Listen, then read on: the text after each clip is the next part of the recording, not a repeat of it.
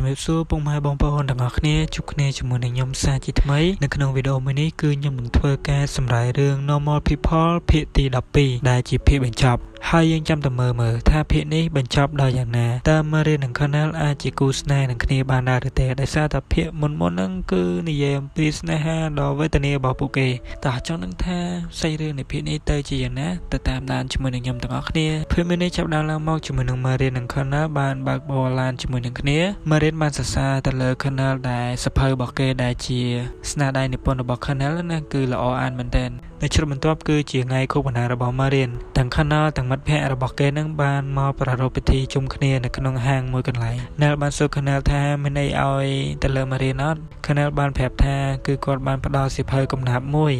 នៅយប់នោះ Colonel និង Marian បានត្រៀមខ្លួនចូលគេងហើយ Marian ក៏ទទួលបាន message ពីម្ដាយរបស់នាងប៉ុន្តែមិនមែនជា message ជូនពរថ្ងៃកំណើតនោះទេគឺជា message ប្រាប់ឲ្យ Marian នឹងឆាប់ផ្ដល់កូនសោផ្ទះឲ្យមកគាត់វិញមានន័យថាម្ដាយរបស់ Marian នឹងចង់ដេញ Marian នឹងចេញពីផ្ទះហ្នឹងហើយអត់ចង់ឲ្យនាងនៅផ្ទះរបស់គាត់ទេហើយតំណង Marian ជាមួយនឹងម្ដាយឬក៏គ្រួសាររបស់គាត់នឹងកាន់តែឆ្ងាយទៅណាហើយយប់នោះអ្នកទាំងពីរក៏បានគេងជាមួយនឹងគ្នាផងដែរនៅស្អែកឡើងយើងក៏បានឃើញ Colonel ជាមួយនឹង Marian បាននិយាយគ្នានៅក្នុងបណ្ណាល័យផងដែរ Marian ឆ្ងល់មែនទែនថាថ្ងៃហ្នឹង Colonel មកអត់រីកសោះអញ្ចឹងហើយ Colonel ក៏បានតបវិញថាគាត់ទៅទទួលបានអ៊ីមែលពីសាកលវិទ្យាល័យនៅទីក្រុង New York ថាគាត់នឹងបានអាហារូបករណ៍ទៅរៀននៅទីនោះក្នុងផ្នែកនិពន្ធនាងបានលើអញ្ចឹងគឺភ្ញាក់ផ្អើលមែនទែនហើយក៏បានអបអរសាទរប៉ុន្តែអន់ចិត្តដែរដោយសារតែ Colonel នឹងអត់ដែលប្រាប់នាងថាគាត់នឹងបាន apply អាហារូបករណ៍អញ្ចឹងទៅ Colonel បានតបវិញថាគាត់ដូចជាអត់សូវសប្បាយចិត្តសោះដែលទៅរស់នៅទីក្រុង New York ដោយសារតែគាត់អត់ស្គាល់នរណាម្នាក់នោះទេហើយសូម្បីតែមកទីក្រុង Dublin នេះពីមុនហ្នឹងក៏គាត់អត់សូវស្នុកចិត្តផង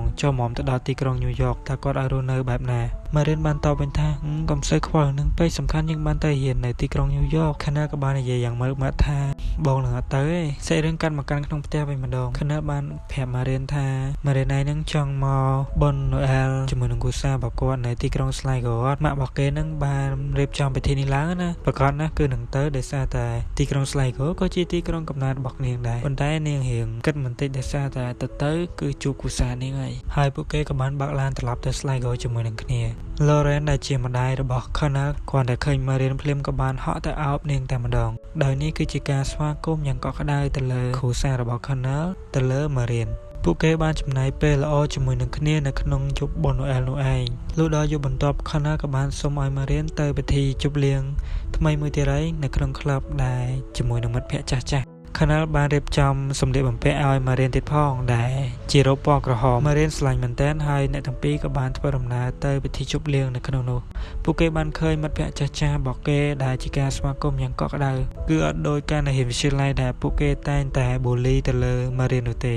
សាច់រឿងបន្ទាប់យើងក៏បានឃើញ Colonel និង Marian កំពុងមកផ្ទះនៅ Dublin វិញហើយដែលអ្នកទាំងពីរកំពុងតែរើអវ៉ាន់ចេញដោយសារតែម្ដាយរបស់ Marian គឺអត់ចង់ឲ្យ Marian រស់នៅផ្ទះរបស់គាត់ទេអង្គុយតែម្នាក់ឯងនៅក្នុងបន្ទប់អ្នកទាំងពីរក៏បានពិភាក្សាគ្នាអំពីអនាគត Colonel គឺនឹងទៅ New York ហើយបានសុំឲ្យ Marian នឹងទៅមួយគាត់ Colonel បានសុំនាងថា Marian ឯងទៅមួយបងមកហើយ Marian ឯងអាចសិក្សាឬក៏ធ្វើការហើយពួកយើងទាំងពីរនាក់អាចរស់នៅជាមួយនឹងគ្នាបាន Marian ក៏បានតបថាអត់ទេអូនចង់នៅទីក្រុង Dublin នេះអូនចង់រស់នៅជីវិតដែលអូនកំពុងតែរស់នៅរាល់ថ្ងៃហ្នឹងColonel នឹងចាប់ដើមខូចចិត្តនៅពេលដែល Marian និយាយបែបនេះហើយក៏បានតបវិញថាបងនឹងនឹកអូនបើសិនជាបងនៅទីនោះ Marian តបវិញថាយូរទៅលេងអីហើយ Colonel ក៏បានតបវិញថាបងទៅតែមួយឆ្នាំនោះទេហើយបងនឹងត្រឡប់មកវិញហើយគេទៅទីនោះដើម្បីរៀនសូត្រធ្វើការរកលុយមក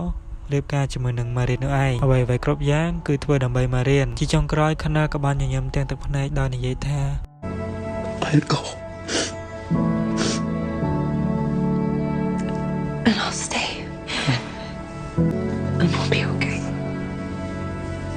ហើយភាគទី12នេះគឺចំនៅត្រឹមនេះឯងអ្នកទាំងអស់គ្នាដែលយើងមិនដឹងថាអនាគតរបស់អ្នកទាំងពីរនឹងទៅជាយ៉ាងណានោះទេហើយខ្ញុំមានតែប៉ុណ្្នឹងទេអ្នកទាំងអស់គ្នាបើសិនមានចម្ងល់អីអាច comment ផ្ដល់ជាយោបល់ឲ្យខ្ញុំផងហើយអ្នកទាំងអស់គ្នាចង់ឲ្យខ្ញុំសម្រាយរឿងណាទៀតជួយ comment ប្រាប់ខ្ញុំផងណាអរគុណអ្នកទាំងអស់គ្នាសម្រាប់ការទស្សនាវីដេអូមួយនេះជួបគ្នានៅវីដេអូក្រោយបាយបាយ